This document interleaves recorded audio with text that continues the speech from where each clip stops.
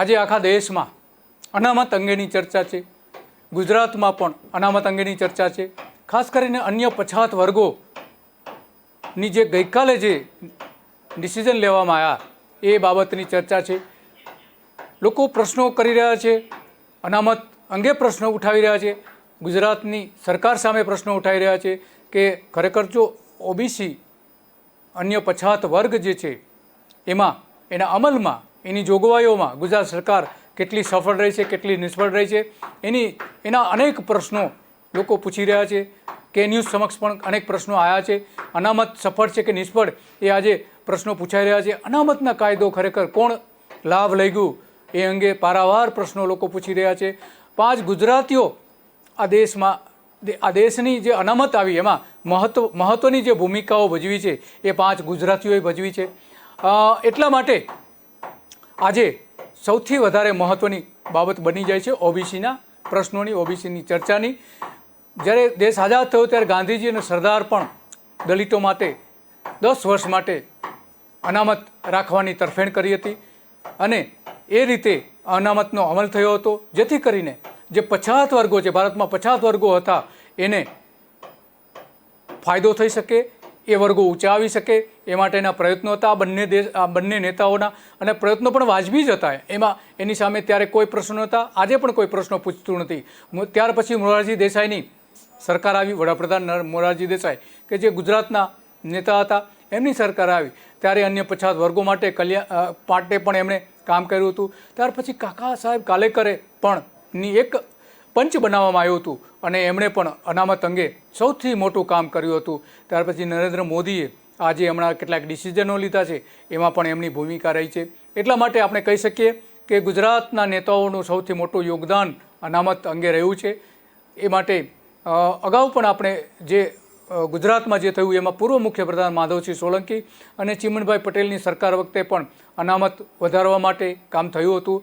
બંને નેતાઓનો ભોગ પણ આ અનામતના કારણે બનવું પડ્યું હતું. ઓબીસી અનામત આપવા કે કેમ તે અંગે રાજ્યોને સત્તા આપવામાં આવી છે.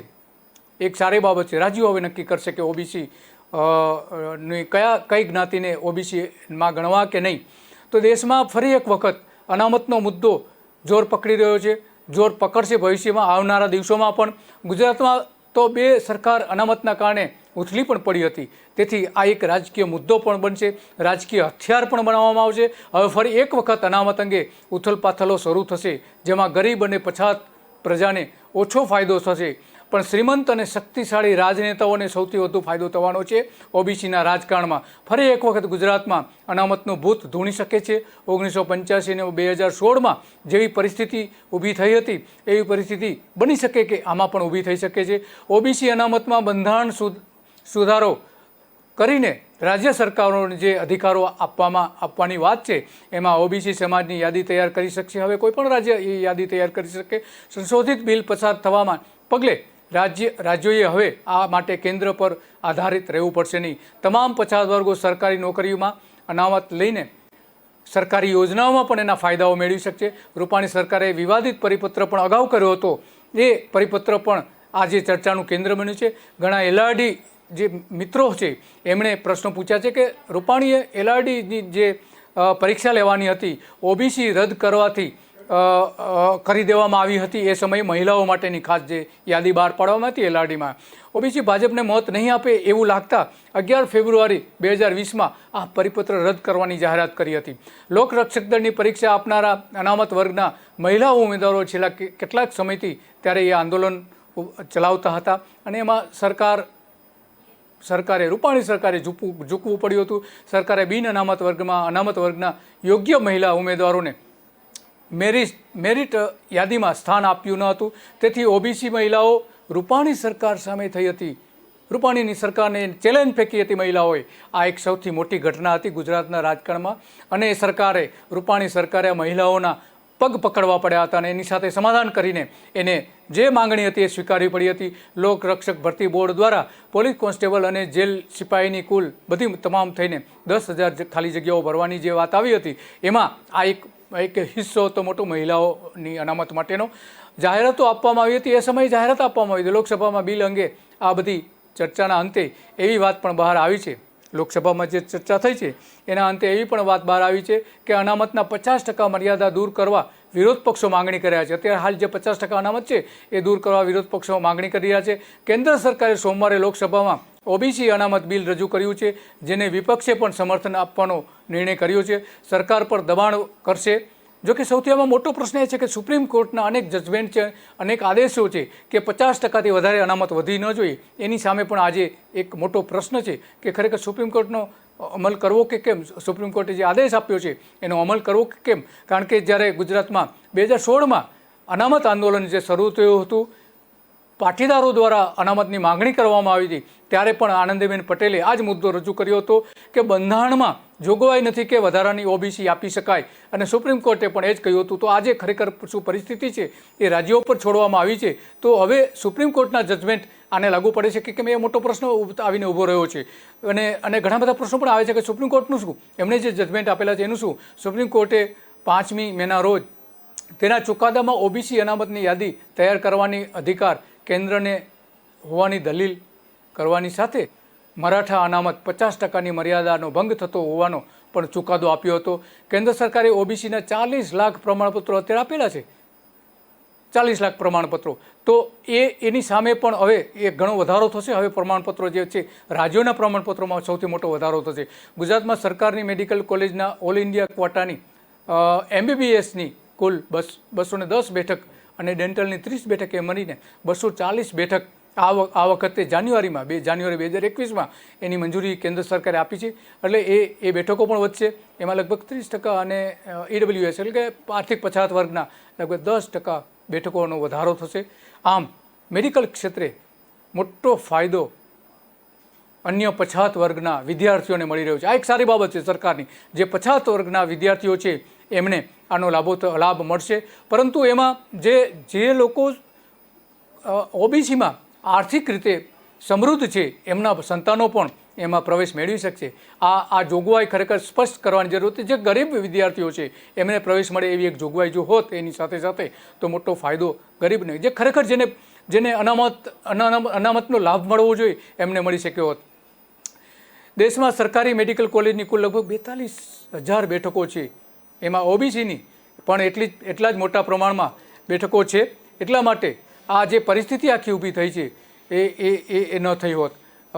હવે જે છે 1990માં જે વિશ્વનાથ પ્રતાપસિંહની સરકાર હતી તે સરકારે પણ દ્વિતીય પછાત વર્ગ પંચની પણ એક ભલામણ કરી હતી. ત્યારથી આખું એક રાજકારણ શરૂ થયું હતું. દ્વિતીય પછાત વર્ગ પંચની સામાન્ય રીતે મંડળ પંચ તરીકે પણ ઓળખવામાં આવે છે, મંડળ કમિશન તરીકે પણ ઓળખવામાં આવે છે. ઓબીસી માટેની અનામત નીતિની શરૂઆત વર્ષ 2000ની જે શરૂઆત થઈ હતી એ 1951માં લગભગ થઈ હતી. અને એમાં ઓબીસીમાં માટે બંધારણમાં સુધારો કરીને ઓબીસી માટે અનામત નીતિ અમલી બની હતી. 1953માં ગુજરાતના નેતા કાકા સાહેબ કાલેલકર કમિશનની રચના થઈ હતી. 1955માં કાલેકર પંચે 2399 એટલે કે 2400ની આસપાસ જ્ઞાતિઓને ઓબીસીમાં સમાવવા માટેની ભલામણ કરી હતી. આ જ્ઞાતિઓમાંથી 837 જ્ઞાતિઓને સૌથી વધારે પછાત ગણાવી હતી અને તમામ જ્ઞાતિઓને પછાત વર્ગમાં સમાવવા માટેની એમણે ભલામણ કરી હતી. પરંતુ કાલેલકર પંચની ભલામણોનો સાંસદે ત્યારે અસ્વીકાર કર્યો હતો અને એટલા માટે ત્યારે એ વિચારણા પણ પડતી મૂકવામાં આવી હતી. હવે જો આખો મુદ્દો કેમ રાજકીય બની ગયો એ સૌથી મોટી બાબત ઉભરીને આવી છે સામે. કારણ કે જે ખરેખર ઓબીસીનું રાજકારણ શરૂ થયું છે, રાજનીતિ શરૂ થઈ હતી, એમાં ઓબીસીના જે પછાત લોકો છે, ગરીબ લોકો છે એને ફાયદો મળવાને બદલે રાજકીય ફાયદો વધારે મળવા લાગ્યો હતો. રાજનીતિ એમાં થવા લાગી હતી. કટોકટી પછી 1977માં યોજાયેલી ચૂંટણીમાં વિજય બાદ બનેલી મોરારજી દેસાઈની સરકાર, ગુજરાતના નેતા મોરારજી દેસાઈની બનેલી સરકારે દ્વિતીય પછાત વર્ગ પંચની રચના કરી હતી. પંચની ભલામણ હતી કે અધર બેકવર્ડ ક્લાસીસના ઉમેદવારોને તમામ સરકારી નોકરીઓમાં 27% અનામત આપવામાં આવે. આ ભલામણ હતી એની સ્પષ્ટપણે 27% અનામત આપવાની બીપી મંડળની ભલામણ હતી, જેના કારણે ભારતની રાજનીતિ બદલાઈ ગઈ હતી. ત્યારથી પછાત વર્ગોના નામે રાજનીતિ શરૂ થઈ હતી. કલ્યાણ, પરંતુ એમાં રાજનીતિ વધારે હતી, કલ્યાણ ઓછું હતું, સમાજનું કલ્યાણ સૌથી ઓછું હતું. આજે પણ ઓબીસી જે વર્ગ છે એમાં બહુ ઓછા લોકોને એનો ફાયદો મળ્યો છે. મોટા ભાગનો વર્ગ એવો છે કે જે ફાયદાથી વંચિત છે. ઓબીસી માટેની અનામત નીતિની શરૂઆત તો ખરેખર તો 1977માં વડાપ્રધાન ગુજરાતી નેતા મોરારજી દેસાઈની સરકાર વખતે એ થયું હતું. ત્યાર પછી 1989માં મંડળ કમિશન બનાવવામાં આવ્યું હતું. ડિસેમ્બર 1980માં મંડળ કમિશને 3743 જ્ઞાતિઓને ઓબીસીમાં સમાવવાની ભલામણ કરી હતી. આખા ભારતમાં 3743 જ્ઞાતિઓને સમાવવાની ભલામણ કરી હતી. સંસદને મંડળ કમિશનની ભલામણોનો અમલ કર્યો નહોતો. એને ભલામણો કરી દીધી હતી કે આ જ્ઞાતિઓને સમાવવી જોઈએ, પરંતુ એનો અમલ નહોતો કર્યો, સંસદે અમલ નહોતો કર્યો.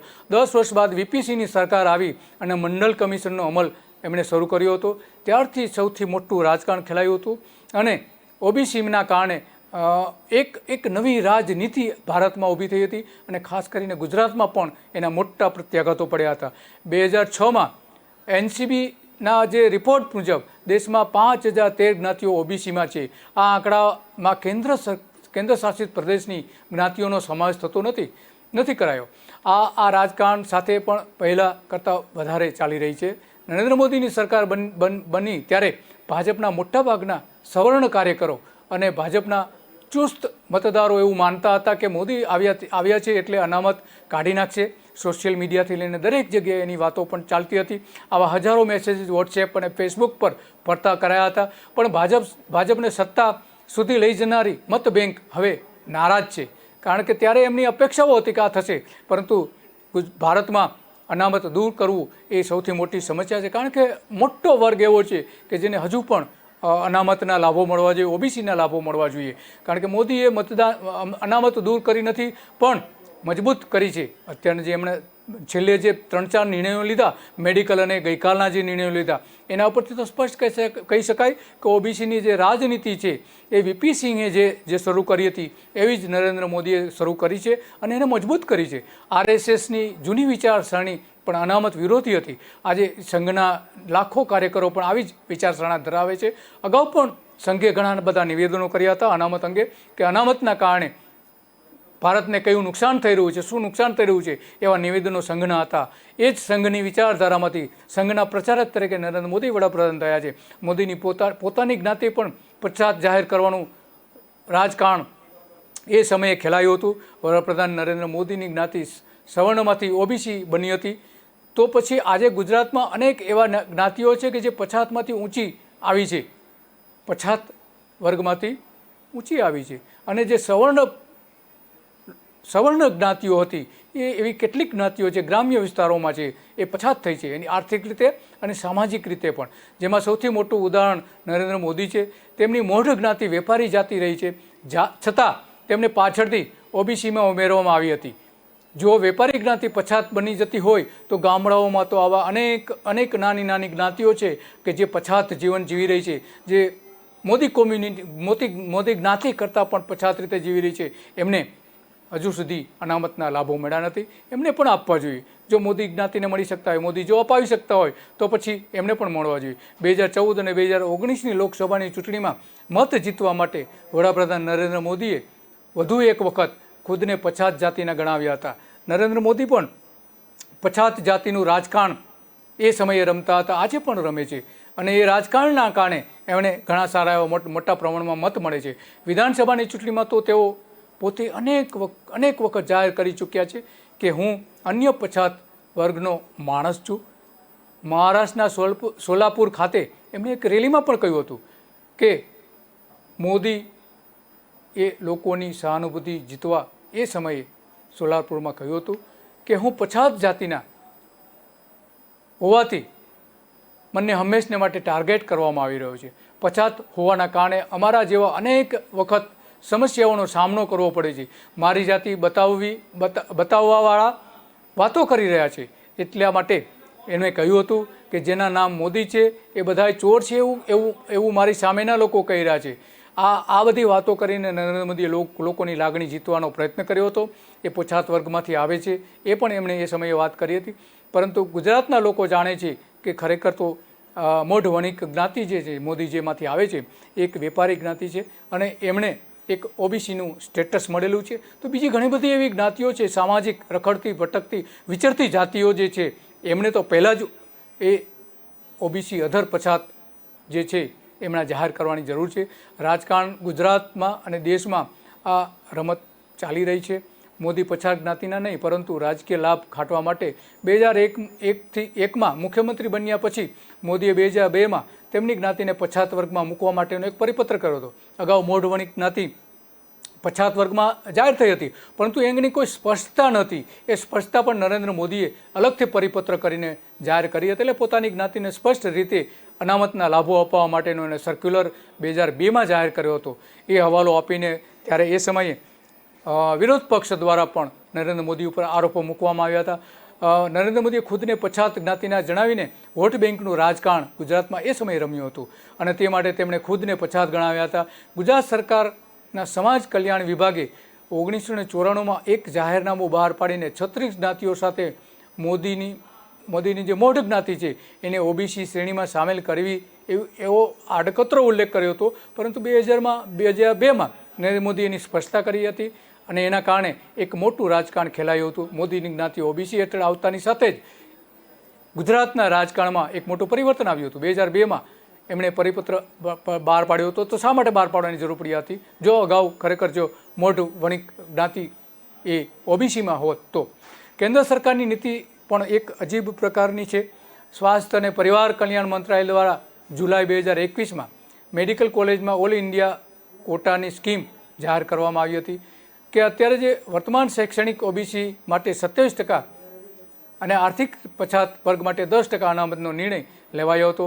આ નિર્ણયથી લગભગ 5600 વિદ્યાર્થીઓને ઓબીસીમાં સમાવી શકાશે. મેડિકલ ક્ષેત્રે ઓબીસી દાખલ કરવાના બચાવમાં મોદીએ ત્યારે જાહેર કરવું પડ્યું હતું કે 6 વર્ષમાં દેશમાં ઓબીસી MBBS મેડિકલ ક્ષેત્રની જે બેઠકોમાં 56% વધારો થયો છે.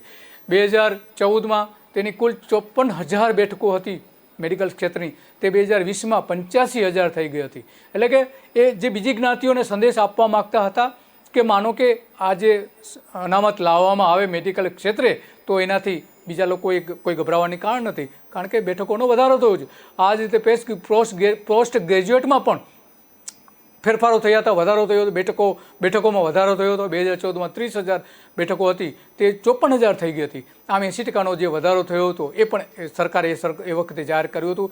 નવી 180 મેડિકલ કોલેજો સાથે દેશમાં લગભગ 558 મેડિકલ કોલેજો અસ્તિત્વમાં આવી હતી, જેમાં 289 સરકારી અને 269 ખાનગી મેડિકલ કોલેજો અત્યારે અસ્તિત્વમાં છે, અત્યારે કામ કરી રહી છે. 2017માં વિવાદ શરૂ થયો હતો. આનો મૂળ વિવાદ તો 2017માં શરૂ થયો હતો કે ઓબીસીને 50%થી વધારે બેઠકો 50%થી વધારે અનામત આપી શકાય એમ છે કે કેમ?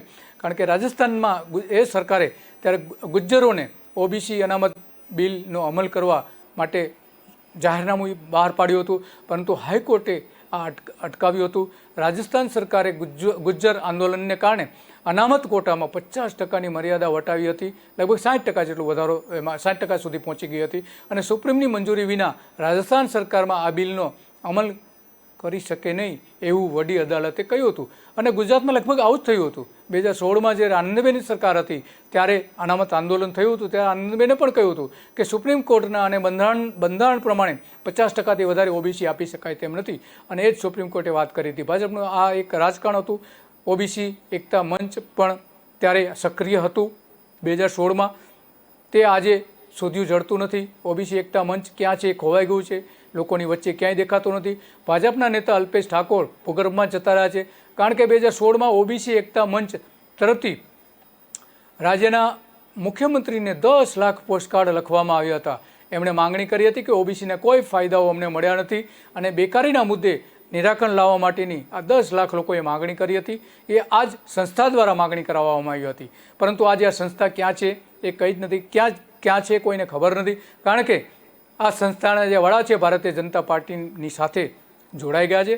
કોંગ્રેસમાંથી રાજીનામું આપીને પક્ષાંતર કરીને ભાજપમાં છે, એટલા માટે આ મોરચો જ આખો ખોવાઈ ગયો છે. પરંતુ આ મુદ્દે કોઈ પણ પ્રતિભાવ સરકાર તરફથી ના મળ્યો હોવાનું ત્યારે પણ એમણે જાહેર કર્યું હતું કે 10 લાખ લોકોએ માગણી કરી હોવા છતાં પણ એનો કોઈ જ જવાબ સરકાર તરફથી નથી. એટલે કે ભારતીય જનતા પાર્ટી ઓબીસી માટે, ઓબીસીના ગરીબ સમાજ માટે કંઈ કરવા તૈયાર નથી એવો મતલબ એમનો નીકળતો હતો. અને આજે તેઓ પોતે ભાજપમાં છે. ઓબીસી સમાજ ભણે છે પણ તેમને નોકરી મળતી નથી. ભાજપ સરકાર સામે આંદોલન કરનારા એકતા મંચને ભાજપે પોતાનામાં સમાવી લીધા છે. આ એક બાબત હતી કે ઓબીસી સમાજ ભણે છે પણ એને નોકરી નથી મળતી એવું ત્યારે પણ કહેવામાં આવ્યું હતું. એનો મતલબ એ થયો કે ભારતીય જનતા પાર્ટીની સરકાર ઓબીસીને પૂરતો ન્યાય આપી શકતી નથી, નોકરી આપી શકતી નથી, આર્થિક મદદ કરી શકતી નથી. જે સમાજની સ્થિતિ આજથી 15 વર્ષ પહેલાં હતી, મોટાભાગે એવી જ પરિસ્થિતિ આજે જોવા મળી છે. ઓબીસી અનામતના મુદ્દે ગુજરાતમાં બક્ષી કમિશનની રચના થઈ હતી. 1978માં બક્ષી કમિશને તેના રિપોર્ટમાં રાજ્યની 83 જ્ઞાતિઓને સામાજિક અને શૈક્ષણિક રીતે પછાત વર્ગમાં સમાવવા ભલામણ કરી હતી. આ પછી વર્ષ 1984માં ગુજરાત સરકારે વધુ 38 જ્ઞાતિઓ કે જે પછાત હતી, ગામડાઓમાં સારી રીતે જીવી નથી શકતી એવી જ્ઞાતિઓને સમાવેશ કરાયો હતો. ઓબીસીમાં એ બધી જ્ઞાતિઓને સમાવેશ કરાયા પછી મોટાભાગે એટલા બધા મોટા ફેરફારો થયા નથી. આ વર્ષોમાં 1993માં કેન્દ્ર સરકારે ગુજરાતને 89 જ્ઞાતિઓ ઓબીસીમાં વર્ગીકૃત કરી હતી. ત્યાર પછી બહુ મોટા ફેરફારો તો નથી થયા, પરંતુ 1978માં ગુજરાતમાં બક્ષી કમિશનની રચના થઈ હતી. 1978માં બક્ષી કમિશનને રાજ્યની 83 જ્ઞાતિઓનો સમાવેશ કરવા ભલામણ કરવામાં આવી હતી. 1994માં ગુજરાત સરકારે 38 જ્ઞાતિઓની ઓબીસીમાં સમાવેશ કરાયો હતો. 50 જ્ઞાતિઓને એ સમયે લીધી નથી. 94ના સમયમાં લગભગ મોટાભાગે એ સમયે ચીમનભાઈની સરકાર હતી અને ચીમનભાઈની સરકારમાં ભારતીય જનતા પાર્ટીના નેતાઓ પણ હતા. કેશુભાઈ પણ એમાં કૃષિ પ્રધાન હતા. આ જ્ઞાતિઓ 50 જ્ઞાતિઓને ત્યારે એમાં સમાવવામાં આવી નથી. એ જ્ઞાતિઓમાં કણબી અને પાટીદારોનો પણ સમાવેશ થતો હતો, ચૌધરી પાટીદારોનો પણ સમાવેશ થતો હતો. આ વર્ષમાં 1993માં કેન્દ્ર સરકારે ગુજરાતમાં લગભગ 80 જ્ઞાતિઓને ઓબીસીમાં સમાવવા માટેની મંજૂરી આપી હતી. દેશમાં પછાત વર્ગોમાંથી આવતી જ્ઞાતિઓને બંધારણીય રીતે અનામત નીતિનો લાભ આપવામાં આવ્યો છે, જેના લીધે આ પછાત જ્ઞાતિઓમાં શિક્ષણ અને રોજગારીનું પ્રમાણ વધ્યું છે. એક સારી બાબત છે. સારા પરિણામો એના કારણે મળ્યા છે. રાજકીય પક્ષો રાજકારણ કરે છે પરંતુ પછાત વર્ગોના કલ્યાણ માટે કોઈ રસ લેતા નથી. ખરેખર તો જે પછાત વર્ગો છે એ કઈ રીતે ઊંચા આવે, કઈ રીતે આગળ આવે એ માટેના સક્રિય પ્રયત્નો હોવા જોઈએ. જેવા હોવા જોઈએ એ પ્રમાણેનું ગુજરાતમાં જોવા મળતું નથી. સરકારી નોકરીમાં ઓબીસી વર્ગને કેટલો લાભ મળ્યો છે તે અંગે 1916માં એક આરટીઆઈ એક્ટિવિસ્ટે આરટીઆઈ કરી હતી જાહેર માહિતી અધિકાર હેઠળ 2015માં. ત્યારે એ જે વિગતો બહાર આવી હતી એમાં સરકારી નોકરીમાં ઓબીસી સમાજને માત્ર 27% અનામત આપવા, માત્ર 12% જ મળ્યું હતું. કે ખરેખર જે 27% મળવું જોઈતું હતું, 27% અનામત મળવી જોઈએ, એને બદલે એની અડધી પણ એનો લાભ નહોતો મળ્યો. આ એક મોટી બાબત સામે આવી હતી, કારણ કે એક ગંભીર અને ચોંકાવનારી બાબતો હતી. આખો દેશ ત્યારે ચિંતામાં મુકાયો હતો કે સરકાર જે ખરેખર ઓબીસીનું રાજકારણ રમે છે, પરંતુ ફાયદાઓ તો લોકોને મળતા જ નથી. 12% લોકોને એનાથી પણ ઓછો લાભ મળ્યો હતો, જે ખરેખર 27% જેટલો મળવો જોઈતો હતો એટલો નથી મળી શક્યો. કેટલાક વિભાગોમાં તો માત્ર ને માત્ર 7% સુધી જ લાભ પછાત વર્ગોને મળ્યો હતો. આની ફરી યાદી બનાવવા માટે નક્કી કરાયું હતું. રાજનેતાઓએ કહ્યું હતું, પણ તેમના કાન બનાવવા માટે કહેવામાં આવ્યું હતું કે ફરીથી યાદી બનાવો, પરંતુ રાજનેતાઓએ એ અંગેના કોઈ નિર્ણયો લીધા નહોતા. ગુજરાતની ભાજપ સરકારનું પણ એ સમયે કાન બંધ થઈ ગયા હતા. દેશની સર્વોચ્ચ અદાલતે સમાજના નીચલા સ્તર સુધીના લોકોને લાભ મળે તે માટે કેન્દ્ર સરકારને દલિત અને આદિવાસીની યાદી તૈયાર કરવા માટેની સૂચનો કર્યું હતું. એક વર્ષ પહેલાં 5 જજની બેન્ચે આ કેસની ચર્ચા કરતી વેળાએ કહ્યું હતું કે હવે SC/ST વર્ગમાં પણ સમૃદ્ધ અને આર્થિક સામાજિક રીતે આગળ વધેલો વર્ગ છે. અનામત વર્ગમાં જ હવે સમૃદ્ધિ છે અને સાથે સાથે વંચિત વર્ગ પણ ઊભો થયો છે. જોકે કોર્ટે આ યાદીમાં થનારા સુધારામાં અનામત ટકાવારીમાં ફેરફાર નહીં થાય એવી સ્પષ્ટતા પણ કરી હતી. એનો મતલબ કે સુપ્રીમ કોર્ટે સ્પષ્ટ કહ્યું હતું કે જે પછાત વર્ગો છે એમાં આર્થિક રીતે સમૃદ્ધ થયા છે એને બાકાત રાખવા જોઈએ. એ એક સૌથી મોટી વાત કરી હતી, કારણ કે જો એ બાકાત ન રાખે તો આર્થિક રીતે જે સમૃદ્ધ થયા છે, તાકાતવાર થયા છે પછાત વર્ગો, એમના નેતાઓના સંતાનો જ એનો મોટો લાભ લઈ શકશે એવું સુપ્રીમ કોર્ટની ચિંતામાં દેખાય છે. સુપ્રીમ કોર્ટના આ સૂચનના અમલ થાય તો ઓબીસીમાં જેવું ક્રિમિલેયરની જોગવાઈ છે એવી જ SC/ST વર્ગમાં પણ ક્રિમિલેયરની જોગવાઈ કરવી પડે સુપ્રીમ કોર્ટનો. જો સરકારો માને તો, પણ સરકાર એ માનવા તૈયાર નહીં થાય, કારણ કે એને રાજકારણ રમવું છે, પછાત વર્ગોના નામે રાજકારણ રમવું છે અને રાજકારણમાં એમને મતો મેળવવા છે, એટલા માટે તે સહમત નહીં જ થાય. કોર્ટનું આ અંગે કહેવું હતું કે આ કામ જરૂરી છે, કારણ કે છેલ્લા 70 વર્ષથી અનામત વર્ગમાં જે લોકો લાભ લઈને આગળ આવ્યા છે, આ લાભ હવે જરૂરિયાતમંદ લોકો જે છે એને મળવા જોઈએ. જેમને લાભ લઈ લીધા છે, સમૃદ્ધ થયા છે, એના બદલે જે ગરીબ પછાત વર્ગો છે, ગરીબ લોકો છે પછાત વર્ગના, એમને એ લાભ મળવો જોઈએ. કોર્ટે ઇન્દિરા શાહની ની વિરુદ્ધ ભારત સરકાર વિરુદ્ધનો જે 1992માં એક ચુકાદો આપ્યો હતો, એ કેસ પ્રમાણે એ કેસ પ્રમાણે ખરેખર જે ચર્ચા થવી જોઈએ આખા દેશમાં એ પ્રમાણે થઈ નથી કે સરકારોએ એનો કોઈ અમલ પણ નહોતો કર્યો. કેન્દ્ર સરકારની ફરજ છે કે રાજ્ય સરકાર દ્વારા જાતિ, સમુદાય અને વર્ગોની અનામત વર્ગમાં થતા ઉમેરણ અને બાદબાકી પણ કરવી જોઈએ. આ સમગ્ર સૂચના જે સુપ્રીમ કોર્ટ દ્વારા આપવામાં આવી હતી એ બંધારણીય ખંડપીઠ દ્વારા બીજી વખત આપવામાં આવી હતી. એની પહેલાં પણ એક વખત આ જ પ્રકારની સૂચનાઓ આપી હતી. જોકે કેન્દ્ર સરકાર સુપ્રીમ કોર્ટના આ સૂચનને કોઈ પણ સ્થિતિમાં લાગુ કરવા માગતી નથી, અત્યારે પણ નથી માગતી. અગાઉ જ્યારે આ સૂચન આવ્યું ત્યારે બાદ SC વર્ગોને ખૂબ જ વિરોધ આવ્યો હતો, એટલા માટે કેન્દ્રની કોઈ પણ સરકારો હિંમત કરી શકતી નથી. અનુલક્ષીને કેન્દ્ર સરકારે સુપ્રીમમાં અરજી દાખલ કરીને કહ્યું હતું કે SC વર્ગ સશક્ત હોવા છતાં તેઓ સાથેની ભેદભાવ અટકતો નથી. સરકારે આવી વાત કરી હતી. એનો મતલબ કે સરકારોએ નીતિ અમલ કરી, અનામતની નીતિ અમલી બનાવી, પરંતુ સામાજિક રીતે એમને ન્યાય અપાવવામાં તમામ સરકારો નિષ્ફળ રહી છે એવું સરકારની પોતાની કબૂલાત હતી સુપ્રીમ કોર્ટમાં. આ કિસ્સામાં SCમાં ક્રિમિલેયર લાગુ ન કરી શકાય, આ પ્રશ્ન ખૂબ અટપટો છે, પરંતુ તેનો ઉકેલ લાવવો જરૂરી છે એવું સુપ્રીમ કોર્ટે ત્યારે કહ્યું હતું. તેઓ પણ આર્થિક સામાજિક રીતે પ્રગતિ સુધી પહોંચ્યા છે. તે જાતિ, સમુદાય, વર્ગોએ આગળ આવીને પોતાને મળતા લાભ પોતાના જ વર્ગના જરૂરિયાતમંદ માટે આપવો જોઈએ એવું સુપ્રીમ કોર્ટે સજેશન પણ કર્યું હતું. દેશની સર્વોચ્ચ અદાલતે આવું કહીને ઘણા સમાજો પણ હવે સર્વોચ્ચ અદાલતની વાતને સાથે સહમત થાય છે કે જેમને લાભ મળી ગયા છે, જે સમૃદ્ધ છે, સમૃદ્ધને કોઈ અનામતની જરૂર જ નથી. શા માટે જરૂર છે?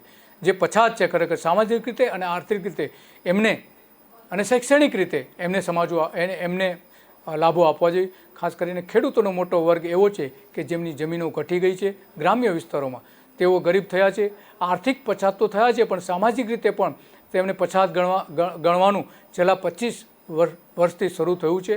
એટલે કે જેમની જમીનો ઘટી ગઈ છે એ આર્થિક રીતે તો પછાત થયા જ છે, પણ સામાજિક રીતે પણ પછાત થયા છે. પછાત વર્ગો શ્રીમંત થયા હોય તો ગરીબી કેમ વધી રહી છે એ એક મોટો સવાલ છે. ખરેખર પછાત વર્ગો જો શ્રીમંત થયા હોત, આર્થિક રીતે આગળ વધી શક્યા હોત, તો ગરીબી ગુજરાતમાં કેમ વધી રહી છે? રૂપાણીએ 5 વર્ષમાં અને ભાજપે 28 વર્ષમાં વિકાસ કર્યો હોત તો રાજ્યમાં 2018માં 31 લાખ પરિવાર ગરીબી રેખા હેઠળ હતા, તે વધીને 2021માં લગભગ 50 લાખ પરિવારો ગરીબી રેખા નીચે જીવતા ન હોત. 2021માં કોરોના, મંદી અને એવા ઘણા બધા કારણો હતા જેના કારણે ગરીબીમાં વધારો થયો છે. આ કમસે કમ આ બાબત તો ન જ હોવી જોઈએ. સરકારે આ માટે ચિંતા કરવી જોઈએ. ગરીબીનું પ્રમાણ ઘટે, પછાત વર્ગો આગળ આવે એ માટે પ્રયત્નો કરવા જોઈએ. નમસ્તે.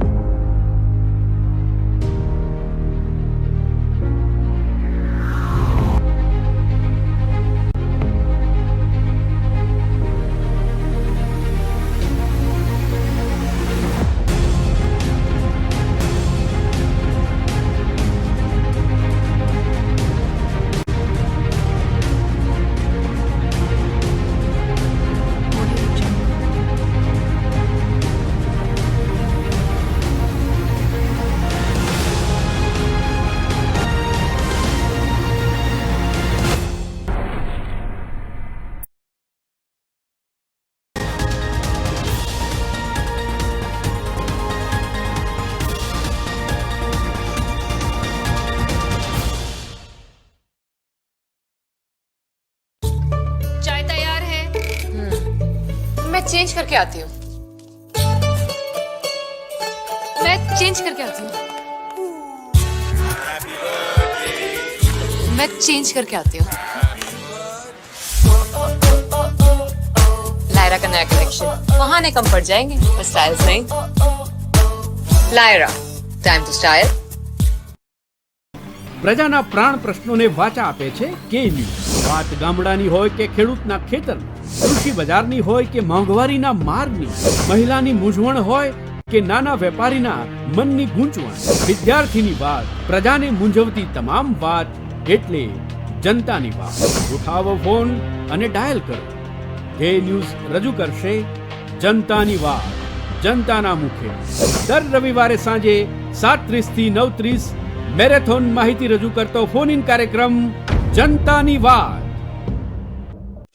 न ऐश का न द्वेष का, यह दंगल है देश का। सुलगती समस्याओं के जुलसते सवालों का होगा दंगल देश का।